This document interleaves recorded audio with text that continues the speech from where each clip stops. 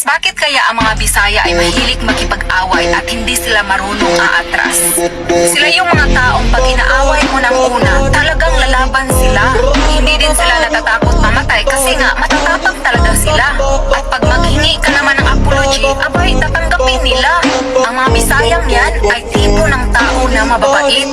Pero sila din tipong tao na ayaw mong kalabanin. Kasi hindi ka talaga aatrasan. Hanggang batayan yan sila, manalo or matalo.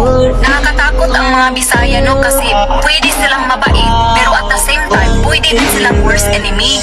Saan kaya nila namana yan? Siguro kay Lapu-Lapu. Si Lapu-Lapu ba yung pumatay kay Magellan? Guys, huwag niyong i-transfer ito sa Bisaya ha, baka yung body,